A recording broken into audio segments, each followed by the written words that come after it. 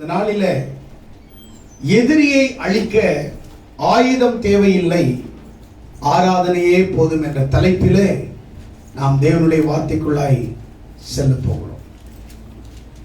பரிசுத்த வேதாகமத்தில் ஆயுதங்களை ஏந்தி பல போராட்டங்கள், பல யுத்தங்களிலே வெற்றி பெற்றிருக்கிறார்கள். ஆனால் ஆராதனையினாலே வெற்றி பெற்ற சில வெற்றிகளும் வேதாகமத்திலே குறிக்கப்பட்டுள்ளது. 2 நாளாகமம் 20ஆம் அதிகாரம் 19ஆம் வசனத்திலிருந்து எடுத்தவர்கள் வாசியுங்கள். கோகாத்தியரின் புத்திரரிலும் கோராகியரின் புத்திரரிலும் இருந்த லேவியர் எழுந்திருந்து இஸ்ரவேலின் தேவனாகிய கர்த்தரை மகா சத்தத்தோடு கம்பீரமாய் துதித்தார்கள். ஹல்லேலூயா. துதிக்கு ஒரு வல்லமை இருக்குது, துதிக்கு ஒரு பவர் இருக்குது. அந்த துதித்து அந்த வல்லமையை அனுபவித்தவர்களுக்கு மட்டும்தான் துதியினுடைய வல்லமை என்ன என்பதை அறிய முடியும். இங்கே யோசாபாத்துக்கு விரோதமாக அம்மோனியர்களும் மோவாபியர்களும் சேயீர் மலைவாசிகளும் அவர்களுக்கு எதிராக யுத்தம் செய்வதற்காக 3 படைகள் இந்த யோசாபாத்துக்கு விரோதமாக யுத்தத்திற்காக வருகிறார்கள். யார் இந்த யோசாபாத்? யூதாவின் 4வது அரசன். யூதா மீது 25 ஆண்டுகள் ஆட்சி புரிந்த ஒரு ராஜா. ஆனால் இவங்களுக்கு விரோதமாக இந்த 3 படைகளும் வருகிறார்கள். ஆனா யோசாபாத் கர்த்தருக்கு ரொம்ப பயந்து நடக்கக்கூடியவர், தேவனையே நம்பக்கூடியவர். அவர் ஒரு ராஜ்யா இருந்தாலும் தன்னுடைய ராஜ்ய பாரத்தை, தன்னுடைய ஆயுதங்களை, தன்னுடைய ராணுவத்தை நம்பவில்லை, தேவனை நம்பினான். இவர் என்ன சொல்றாரு அப்படின்னா, அவங்களுக்கு விரோதமாக யுத்தம் பண்ண போகும் பொழுது மோஸ்ட்லி என்ன பண்ணுவாங்கன்னா, ஒரு நாடு போருக்கு தயாராகிறது என்று சொன்னால் என்ன செய்வாங்க அப்படின்னா, ஒரு படையை முதலாவது தயார்படுத்துவார்கள். முப்படைகளை, தரைப்படை, வான்படை, இப்படி கப்பல் படை, டிஃபென்ஸ்ல பல காரியங்களை ஒழுங்குபடுத்தி யுத்தத்தை ஆயத்தப்படுத்துவார்கள். 2வது ஆயுதங்களை பொலிவூட்டுவார்கள். ஸோ இப்போ யுத்தம் ஸ்டார்ட் ஆக போது, நம்ம சண்டை போட போறோம், அதனால எல்லா ஆயுதங்களையும் பொலிவூட்டுவார்கள். 3வதாக போருக்கு தயாராவதற்கு யுக்திகளை வகித்து அந்த முப்படை இராணுவ தளபதிகளும் எப்படி வெற்றி பெறலாம், எப்படி யுத்தம் செய்யலாம் என்று அந்த காரியத்தில் அவர்கள் கண்ணும் கருத்துமாய் இருப்பார்கள். ஆனால் இங்கே ராஜா, அவங்களுக்கு படை இருக்கிறது, அவர்களுக்கு ராணுவம் இருக்கிறது. ஆனால் யோசாபாத் சொல்றாரு, இந்த ராணுவத்தை போய் அனுப்பி அவங்கள போய் அடிச்சிட்டு வாங்க அப்படின்னு சொல்லாம அவர் சொல்றாரு 20வது அதிகாரத்துல 18வது வசனத்துல 17ல, இந்த யுத்தத்தை பண்ணுகிறவர்கள் நீங்கள் அல்ல, யூத மனுஷரே, எருசலேமின் ஜனங்களே, நீங்கள் தரித்து நின்று கர்த்தர் உங்களுக்கு செய்யும் ரட்சிப்பை பாருங்கள், பயப்படாமல் கலங்காமல் இருங்கள். யோசாபாத் சொல்றாரு, இந்த யுத்தத்தை நீங்கள் செய்யவில்லை, இந்த யுத்தத்தை கர்த்தர் பண்ணுகிறார். ஆமென். அல்லேலூயா, அல்லேலூயா. சத்ருவை வீழ்த்த ஆயுதம் தேவையில்லை, நம்முடைய ஆராதனையே போதும். ஆமென். இப்போ இந்த யோசாபாத் என்ன செய்யறார் அப்படின்னா, ஜனங்களை எல்லாரையும் வகுத்து நிக்க வச்சுட்டு எல்லாரையும் ரெடி பண்ணி தயார்படுத்தி நிறுத்திட்டு இப்ப சொல்றாரு, என்ன சொல்றாரு 20வது வசனத்துல, அவர்கள் அதிகாலமே எழுந்திருந்து தெக்கோவாவின் வனாந்தரத்துக்கு போக புறப்பட்டார்கள். புறப்படுகையில் யோசாபாத் நின்று, யூதாவே, எருசலேமின் குடிகளே, கேளுங்கள், உங்கள் தேவனாகிய கர்த்தரை நம்புங்கள், அப்பொழுது நிலைப்படுவீர்கள். அவருடைய தீர்க்கதரிசியை நம்புங்கள், அப்பொழுது சித்தி பெறுவீர்கள்.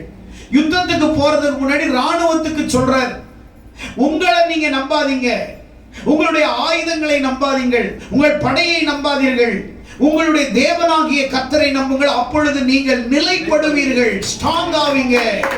உங்கள் தீர்க்கதரிசிகள் சொன்ன வசனத்தை நம்புங்கள், அப்பொழுது நீங்கள் சித்தி பெறுவீர்கள். அப்படின்னா நீங்க செய்கிற காரியத்திலே ஜெயம் எடுப்பீர்கள்.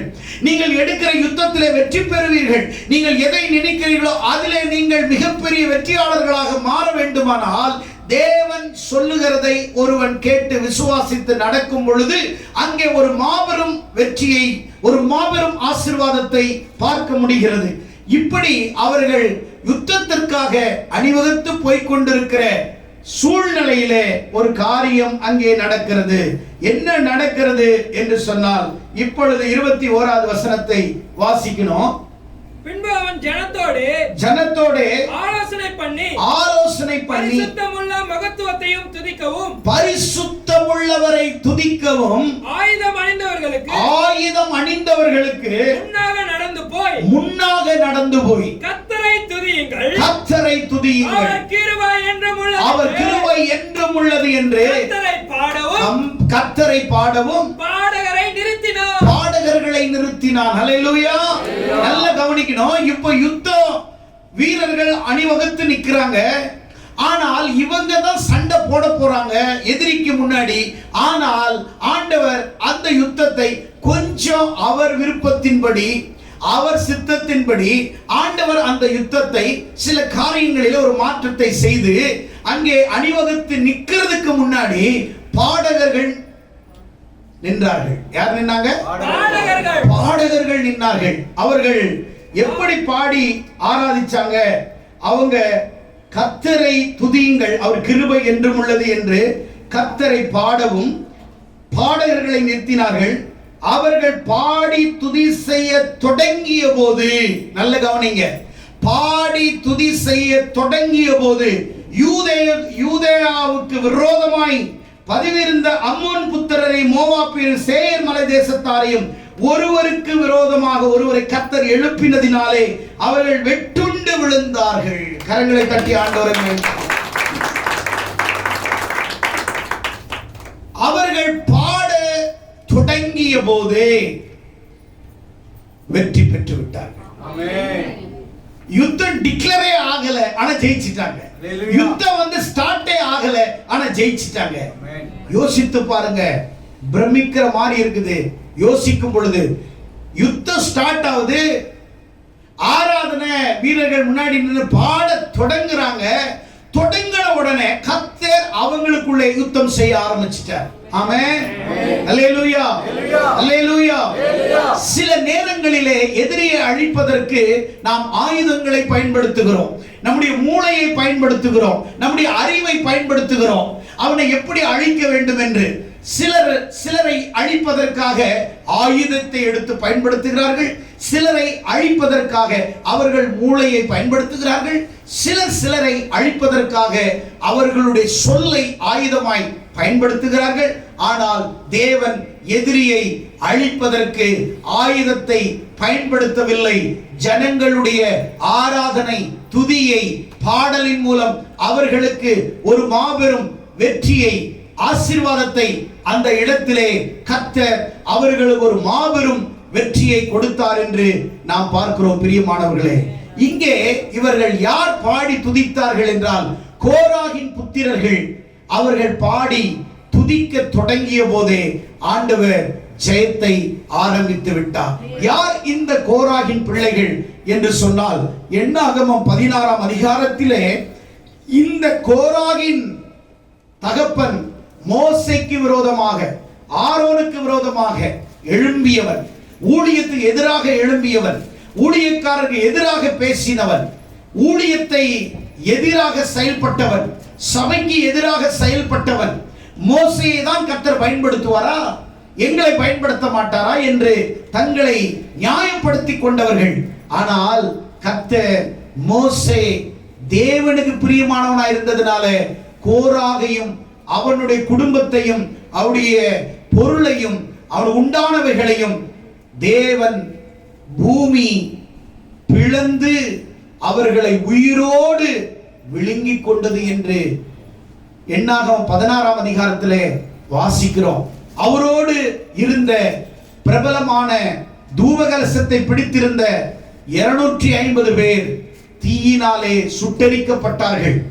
தேவனுக்கு விரோதமாய், ஊழியக்காரர்களுக்கு விரோதமாய் எழும்புகிற கோராகின் கூட்டத்தை ஆண்டவர் அழித்தார். ஆனால் என்னாகமம் 26ஆம் அதிகாரம் 11ஆம் வசனத்திலே வாசிக்கும் பொழுது கோராகின் குமாரன் சாகவில்லை. அதுல ஒரே ஒருத்தர், அந்த கோராகின் குமாரன் ஒருவன் சாகவில்லை. பிற்காலங்களிலே இந்த கோராகின் குமாரன் தான் மிகப்பெரிய ஆராதனை வீரனாக, மிகப்பெரிய அவருடைய சந்ததி ஆராதிக்கிற சந்ததியாக ஆண்டவர் கிருபையினாலே அவர்களை ரட்சித்து ஒரு கூட்டத்தை தேவனுக்காக ஆராதிப்பதற்காக, தேவனை மகிமைப்படுத்துவதற்காக ஒரு கூட்டத்தை கர்த்தர் ஆயத்தப்படுத்தி வச்சிருந்தாரு.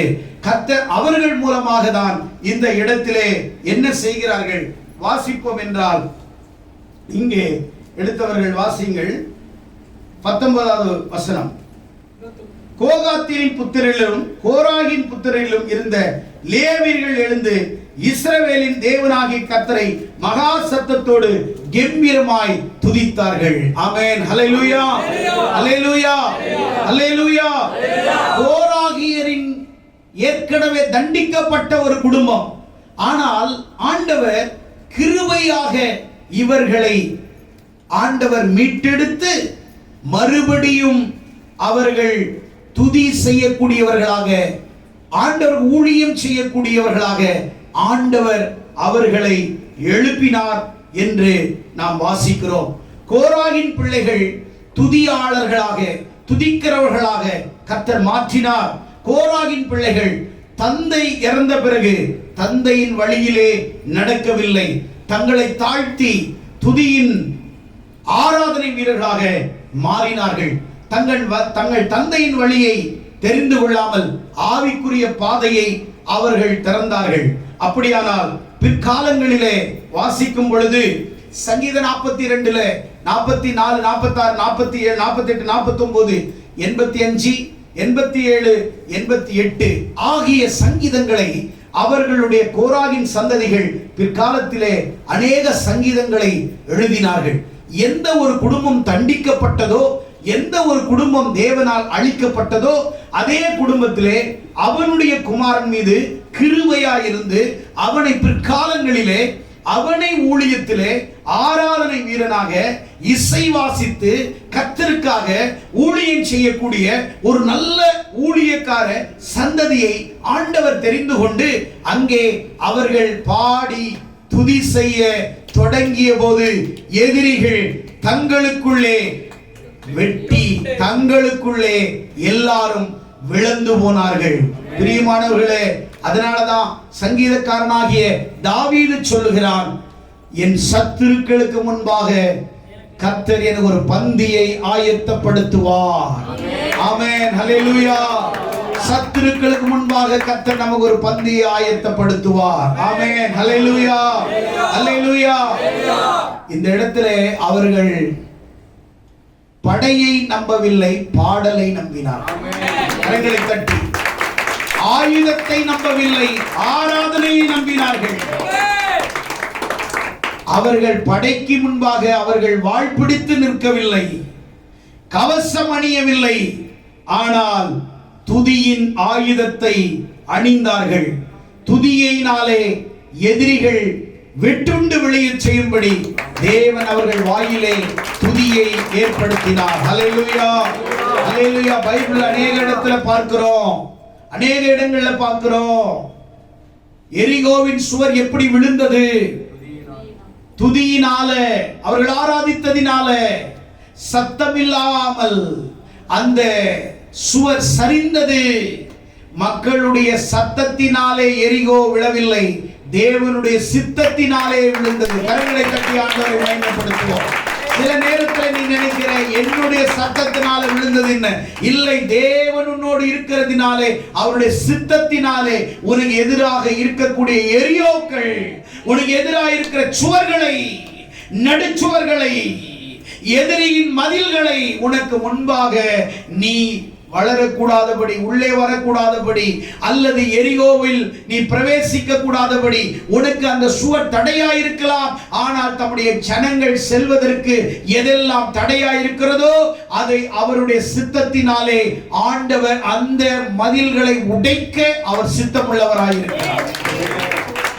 அப்போஸ்தலர் அதிகாரத்திலே வாசிக்கும் பொழுது பவுலும் சீலாவும் தேவனை ஆராதித்தார்கள், நடுராத்திரியிலே துதித்தார்கள், தொழுமரத்திலே அவர்களை அடித்து சித்திரவதை செய்து சிறைச்சாலையிலே அவர்களை அடைத்து வைத்திருக்கிறார்கள். ஆனால் அவர்களிடத்திலே ஆயுதம் இல்லை.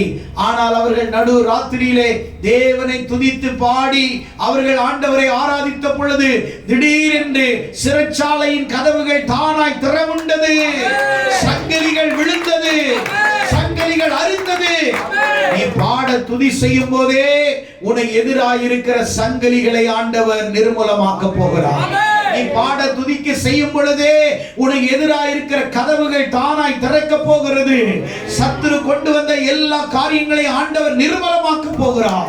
எனக்கு அன்பானவர்களே, கர்த்தருடைய வார்த்தை சொல்லுகிறது, துதியினால் கூடாதது ஒன்றுமில்லை, ஆராதனையினால் முடியாதது ஒன்றுமில்லை.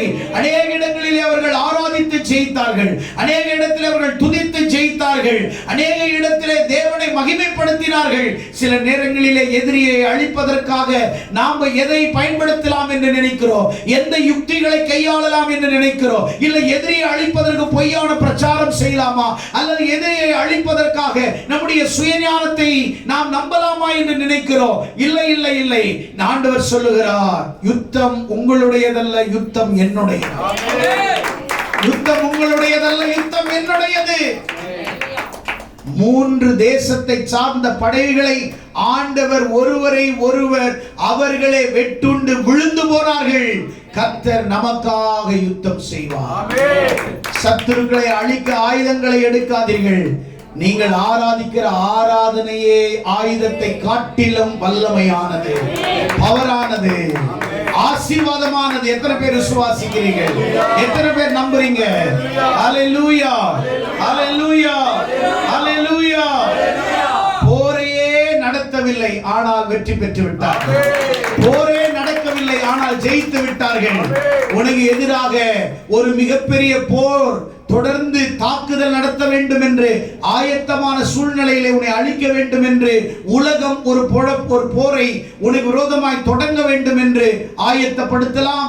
இல்லை, உன்னை அழிக்க வேண்டும் என்று ஒரு சத்துருவினாலே சில போர் உருவாக்கப்படலாம், அல்லது உன்மேலே ஒரு சத்துரு ஏவுகிற அந்த போராட்டத்தினாலே, அந்த யுத்தத்தினாலே நீ மடிய வேண்டும் என்று உனக்கு எதிராக எழும்பலாம். நீ பயப்பட வேண்டாம். கர்த்தர் உனக்காக யுத்தம் செய்வார். கர்த்தர் உனக்காக எழும்பி பிரகாசிப்பார். கர்த்தர் உனக்காக பெரிய காரியங்களை செய்வார். கர்த்தர் உனக்காக வல்லமையான காரியங்களை செய்வார். அன்றைக்கு மோவாபியர்களும் அம்மோனியர்களும் சேயீர் மலை தேசத்தாரும் அன்றைக்கு அவர்களுக்கு முன்னாக வெட்டுண்டு விழுந்து போனார்கள். எனக்கு அன்பான கர்த்தருடைய பிள்ளைகளே, வேதம் சொல்லுகிறது, உன்னுடைய வாழ்க்கையில இன்னைக்கு ஒரு பெரிய துவக்கத்தை கர்த்தர் கொடுக்கிறார். உன்னுடைய வாழ்க்கையில ஒரு ஜெயத்தை கர்த்தர் கொடுக்கிறார். இந்த நாளிலே நீ ஆராதனை வீரனாக நீ இருப்பாயானா, நீ ஜெபிக்கிற ஜெபத்தினாலே அநேக காரியங்களை நீ செய்ய முடியும். ஆமென், ஹல்லேலூயா. எத்தனை பேர் விசுவாசிக்கிறீங்க? கரங்களை தட்டி ஆண்டவரை மகிமைப்படுத்துவோம். கரங்களை தட்டி கர்த்தரை மகிமைப்படுத்துவோம். ஹல்லேலூயா. இவர்கள் தேவனை ஆராதிப்பதற்காக, இவர்கள் தேவனை ஆராதிக்க தொடங்கிய போது கர்த்தரை நம்பினார்கள். அவர்களுடைய ஆயுதங்களை நம்பவில்லை, ஆண்டவரை நம்பினார்கள். ஆகையால் தான் மாபெரும் வெற்றியை, ஜெயத்தை கர்த்தர் அவர்களுக்கு கொடுத்தார். எத்தனை பேர் விசுவாசிக்கிறீங்க? ஹல்லேலூயா, ஹல்லேலூயா. நான் துதிக்கும் ஆராதனையில் தேவ வல்லமை உண்டு உண்டு. நான் துதிக்கும் ஆராதனையில் தேவ வல்லமை உண்டு உண்டு. ஆராதித்து நான் ஆராதனையில் ஆழம் சென்று மகிழ்ந்திடுவேன். நான் ஆராதிக்க வெட்கப்பட மாட்டேன், நான் ஆராதிக்க தயங்கவும் மாட்டேன், நான் ஆராதிக்க வெட்கப்பட மாட்டேன், நான் ஆராதிக்க தயங்கவும் மாட்டேன். நான் ஆராதித்து ஆராதனையில் ஆழம் சென்று ஆவியில் களி கூர்ந்து மகிழ்ந்திடுவேன். நான் ஆராதித்து ஆராதனையில் ஆழம் சென்று ஆவியில் களி கூர்ந்து மகிழ்ந்திடுவேன். அல்லேலூயா, அல்லேலூயா, அல்லேலூயா. வாழ்க்கையில நீ ஒரு ஆராதனை வீரனா மாறணும், ஆராதனை வீரனா மாறணும். அல்லேலூயா, அல்லேலூயா. தாவீது பாட தொடங்கிய போது சவுல் மேல இருக்கிற அசுத்த ஆவி ஓடிச்சு. ஆமென், அல்லேலூயா. தாவீது பாட தொடங்குறான், சுரமண்டலத்தை எடுத்து வாசிக்கிறான். சவுல் மேல் இருந்த பொல்லாத ஆவி அவனை விட்டு வெளியே போடுது. நீ எப்போ துதிக்கிறியோ அப்போ பொல்லாத ஆவியை நீ மேற்கொள்ள முடியும். நீ எப்போ தேவனை ஆராதித்து ஆராதனைக்கு முக்கியத்துவம் கொடுத்து ஜெபத்துக்கு முக்கியத்துவம் கொடுக்கிறியோ உனக்கு முன்னாடி பிசாசு நடுங்க ஆரம்பிக்கும். உனக்கு முன்னாடி அஸ்திபாரம் குலுங்க ஆரம்பிக்கும். பிசாசின் சேனைகளை கோட்டைகளை நீ நிச்சயமாய் வெல்வாய். பிசாசை மேற்கொள்ளுவாய். உன் ஆராதனைக்கு அவ்வளவு பவர் இருக்குது. உன் ஜெபத்துக்கு அவ்வளவு பவர் இருக்குது. ஹalleluya, ஹalleluya. இங்கிலாந்திலே இருக்கிற வேல்ஸ் என்கிற நாட்டிலே ஈவான்ஸ் எனக்கூடிய ஒருத்தர் தேவனுடைய ஊழியக்காரர் இருந்தார். அவர் மிகப்பெரிய ஒரு வல்லமையான ஊழியக்காரர், கர்த்தருக்காக வைராக்கியமாய் நிற்கக்கூடியவர். ஒரு முறை ஆண்டவர் அவரிடத்திலே பேசினாராம், நீ வேல்ஸ் நாட்டிலே போய் என்னை குறித்து என்னுடைய வசனத்தை குறித்து நீ பிரசங்கிக்க வேண்டும் என்று சொன்னாராம். சரி ஆண்டவரே, நான் போகிறேன் என்று சொல்லி 3 நாட்கள் ஒழுங்குபடுத்தப்பட்ட அந்த கூட்டத்திற்கு அவர் உடனே புறப்பட்டு போனார். போற வழியில ஆண்டவர் சொன்னாராம், வனாந்தரத்தில் அன்னைக்கு பஸ் எல்லாம் கிடையாது, குதிரையில தான் போகணும். அன்னைக்கு சொன்னாராம், நில்லு. வனாந்தரத்தில் சொன்னாராம், நீ உன்னை ஆயத்தப்படுத்தி நல்ல ஜெபம் பண்ணி நீ கடந்து போய் என்று சொன்னாராம். உடனே அவர் கீழ்ப்படிந்த அந்த வனாந்தரத்திலே முழங்கால் படியிட்டு ஜெபித்தாராம். 1 நாள் ஆனது, 2 நாள் ஆனது. அங்கே கூட்டம் ஒழுங்குபடுத்தப்பட்டவர்கள் கூட்டத்திலே குவிய ஆரம்பித்தார்கள். ஜனங்கள் வர ஆரம்பித்தார்கள். ஆனால் பிரசங்கி வரவில்லை. 1 நாள் ஆனது, 2 நாள் ஆனது. 3வது நாள் ஈவான்ஸ்கிட்ட ஆண்டவர் சொன்னாராம், இப்போ நீ புறப்பட்டு போ. ஆண்டவரே, கூட்டமே முடிந்து விடுமே, இப்போ நான் போய் சேர்றதுக்கு கூட்டம் முடியுது, நீ போ என்று சொன்னாராம். ஈவான் கடைசியாக 3வது நாள் கூட்டத்திலே போய் குதிரையை நிறுத்திவிட்டு மேடைக்கு ஏறிய பொழுது கூட்டம் முடிந்து விட்டது. இந்த கூட்டத்தை ஒழுங்கு செய்தவர் சொன்னாராம், ஐயா 3 நாள் வருவார் நினைத்தோம், ஆனால் வரவில்லை. கடைசியாக அவர் கடைசி ஜெபத்தை செய்வார் என்று சொன்னார். அவர் ஒன்றும் ஆராதனை துதிக்குது எதுவுமே நடக்கல, எதுவுமே நடத்தல. அந்த இடத்துல அவர் ஒன்னே ஒன்று சொன்னாராம், மேடையில இயேசுவே என்று சொல்லி ஒரே ஒரு சத்தம். ஜனங்கள் அழ ஆரம்பித்தார்கள். ஜனங்கள் கண்ணீர் வடிக்க ஆரம்பித்தார்கள். தலையிலே அடித்துக் கொண்டார்கள், அழ ஆரம்பித்தார்கள்.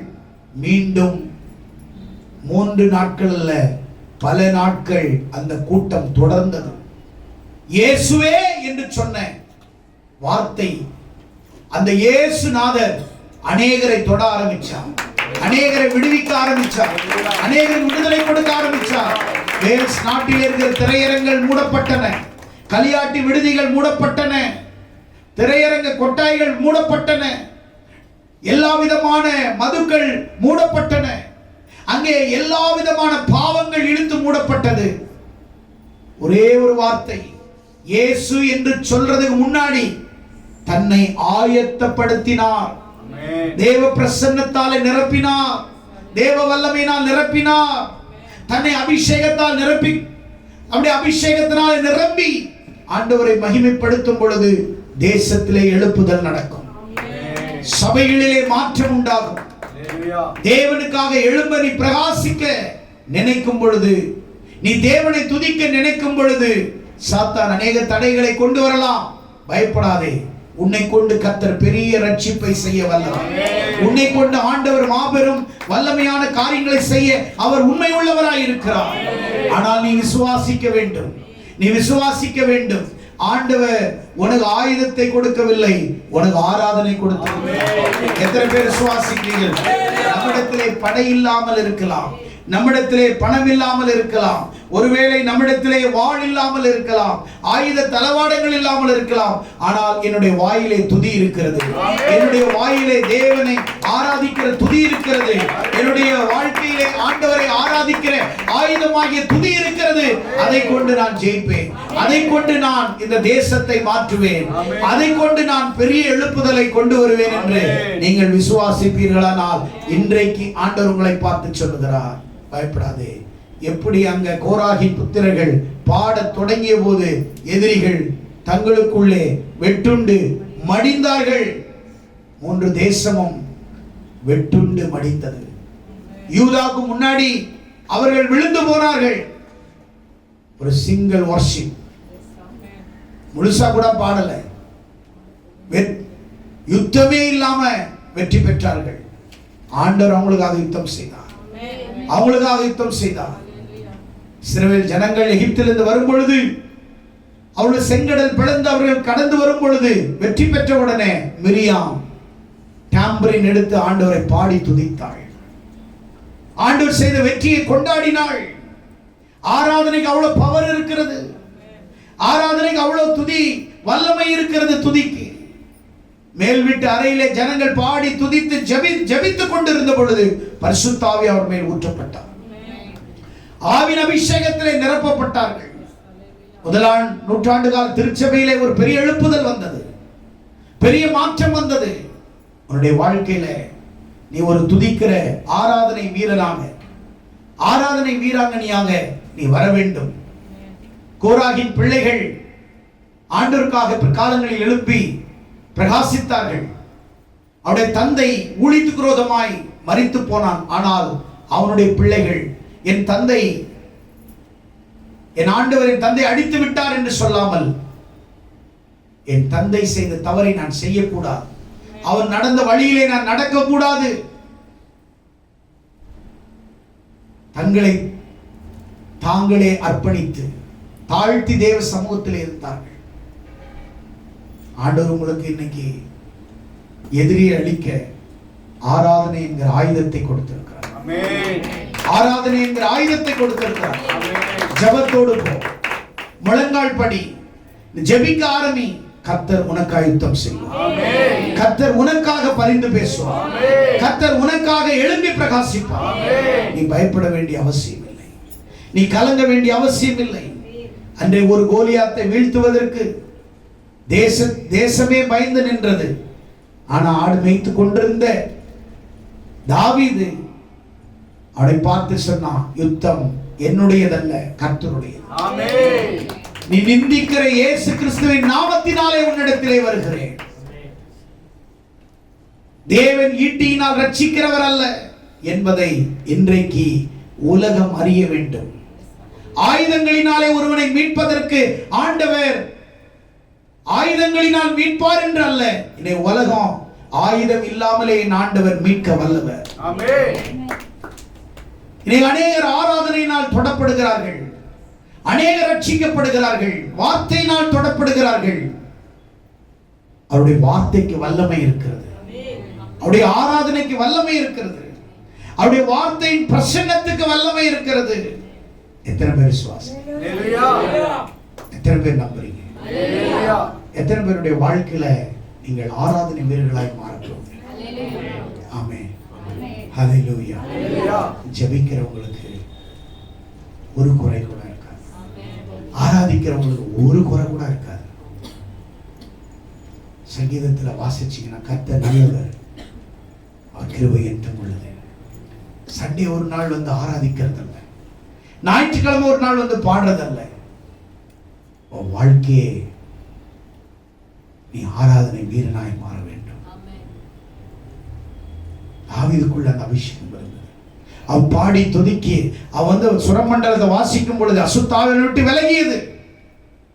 அநேக பாடல்களை எழுதினான், அநேக வல்லமையான சங்கீதங்களை எழுதினான். அவன் வாழ்க்கையில ஆராதனையை முக்கியத்துவம் கொடு. அதனாலதான் ஆண்டவர் சொன்னார், இந்த ஜனத்தை எனக்காக ஏற்படுத்தினேன், இவர்கள் என் துதியை சொல்லி வருவார்கள். ஆண்டவர் உன்னை என்னை தெரிஞ்சுக்கிட்டது அவர் துதிக்க. அதனால்தான் எகிப்தில் இருக்கிற ஜனங்களை மோசே பார்வோனிடத்தில் கேட்டது, என் ஜனங்களை என் தேவனை ஆராதிக்க விடு, என் தேவனுக்கு நாங்கள் போய் ஆராதனை செய்ய வேண்டும். உன் வாழ்க்கையில பிசாசு உன்னை ஆராதனை செய்ய விட மாட்டான், ஜெபிக்க விட மாட்டான், சபைக்கு விட மாட்டான், பைபிள் படிக்க விட மாட்டான், ஊழியத்தில் வளர விட மாட்டான், தேவ சித்தத்தில் வளர விட மாட்டான். காரணம், நீ வளர்ந்துடக்கூடாது, நீ மேல வந்துடக்கூடாது. சாத்தான் விடமாட்டான். இதோ சகோதரர் ஒருமித்து வாசம் பண்ணது எவ்வளவு இன்பம் ஏற்றதுமா இருக்கிறது. தேவ சமூகத்துல ஆராதனை வீரர்களாக ஏதோ பாட வேண்டும் என்றல்ல, உள்ளம் பாட வேண்டும். உதடல்ல உள்ளம் பாட வேண்டும். ஆமென். எத்தனை பேர் விசுவாசிக்கிறீங்க? எத்தனை பேர் ஆராதனை மூலமா ஜெயிக்க போறீங்க?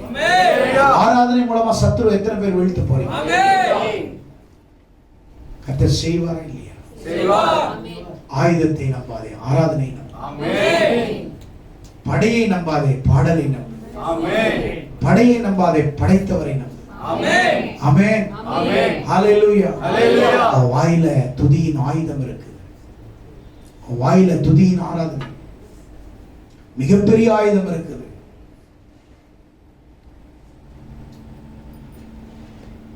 அநேகருடைய வாழ்க்கையில பாடல்கள் அநேகரை ரட்சித்தது. அநேகர் வாழ்க்கையில ஆராதனையிலே விடுதலை அடைந்திருக்கிறார்கள். ஜெபிக்கும் பொழுது அநேகர் சுகமாயிருக்கிறார்கள். ஆராதனை நடுவிலே அநேகருக்கு இயற்கையாகவே விடுதலை பெற்றிருக்கிறார்கள். ஆராதனை நேரில் சபைகளிலே ஆண்டவர் பலத்த காரியங்கள் கிரியைகளை செய்திருக்கிறார். வாழ்க்கையில் ஆராதனைக்கு முதலிடம் கொடுங்கள். தேவனுக்கு முதலிடம் கொடுங்கள். ஊழியத்துக்கு முதலிடம் கொடுங்கள். தேவனுடைய பிரசன்னத்துக்கு முதலிடம் கொடுங்கள். தேவ ஆவியானவருக்கு முதலிடம் கொடுங்கள். அப்பொழுது நீங்கள் நிலைப்படுவீர்கள். அப்பொழுது நீங்கள் சித்தி பெறுவீர்கள். ஆமென். சித்தி பெறுவீர்கள், வெற்றி பெறுவீர்கள். யோசபாத் சொன்னா, நீங்க ஆயுதத்தை நம்பாதீங்க, ஆண்டவரை நம்புங்க. அப்ப நிலைப்படுவீங்க. ஊழியக்காரருடைய பேச்சை கேளுங்க, அப்ப நீங்க சித்தி பெறுவீர்கள். ஒரு ராஜா தன் படையை நம்பவில்லை. ராஜா தன்னுடைய படைகளை நம்பி அவன் இல்லை, பாடகர்களை அனுப்பினான். நீங்கள் ஆராதிக்க துவங்குங்கள் என்று ஆராதிச்சிட்டு இருக்கும் போதே ஆண்டவர் அவங்களுக்காக யுத்தம் செய்தார். அவருடைய எதிரிகளை அவர் யுத்தம் செய்து ஜெயித்தார். சண்டை போடாமலே வெற்றி பெற்றார். சண்டை போடாமலே வெற்றி பெற்றார்கள். பிரியமானவர்களே, ஆண்டவருடைய வாழ்க்கையில இன்னைக்கு துதி எவ்வளவு பெரிய வலிமையான ஆயுதம், துதி எவ்வளவு பெரிய வல்லமையான ஆயுதம் என்பதை நீங்கள் முதலாவது அறிய வேண்டும். ஆமென். அல்லேலூயா சொல்லலாம். எத்தனை பேர் விசுவாசிக்கிறீங்க? எத்தனை பேர் விசுவாசிக்கிறீங்க? எல்லாம் எழுந்து நின்று தேவ சமூகத்தில், ஆண்டவரே இன்னைக்கு எங்களை ஆராதனை வீரர்களாய் மாற்றும். எல்லா கண்களை மூடி, எல்லா கண்களை மூடி. ஆராதனை ஆராதனை ஆவியின் ஆராதனை ஆராதனை ஆராதனை ஆவியின் ஆராதனை பரலோக ஆராதனை பரிசுத்த ஆராதனை பரலோக ஆராதனை பரிசுத்த ஆராதனை புத்தியுள்ள ஆராதனை சத்திய ஆராதனை புத்தியுள்ள ஆராதனை சத்திய ஆராதனை ஆராதனை ஆராதனை ஆவியின் ஆராதனை ஆராதனை ஆராதனை ஆவியின் ஆராதனை. ஆமாண்டவரே, எங்கள் ஒவ்வொருவரையும் ஆராதனை வீரர்களாய் மாற்றும். யோசபாத் ராஜாவாய் இருந்தும் படையை நம்பவில்லை, ஆராதனை நம்பினார். இஸ்ரவேல் ஜனங்கள் எரியோவின் மதிலை ஆயுதத்தினால் உடைக்கவில்லை, ஆராதனையினால் உடைத்தார்கள். அவர்களுடைய விசுவாசம் கீழ்ப்படிதல் துதியினால் உடைத்தார்கள். பவுலும் சீலாவும் தேவனை ஆராதிக்கும் பொழுது, தேவனை துதிக்கும் பொழுது, தேவனை மகிமைப்படுத்துகிற நேரத்தில் கதவுகள் தானாய் திறவுண்டது. சிறைச்சாலையின் கதவுகள் தானாய் திறவுண்டது. சங்கிலிகள் விழுந்தது. ஆம், ஆராதனை துதியும் பிரவேசிக்க முடியாத இடத்திலும் உங்க பிரசன்னம் பிரவேசிக்கும். உங்க வல்லமை பிரவேசிக்கும். ஆம் சுவாமி, எங்க வாழ்க்கையில கேட்ட செய்தியின்படி எங்கள் ஒவ்வொருவரையும் ஆசீர்வதி. இயேசுவின் நாமத்தில் ஜெபிக்கிறோம் பிதாவே. ஆமென். கர்த்தர் உங்களை ஆசீர்வதிப்பார். God bless you.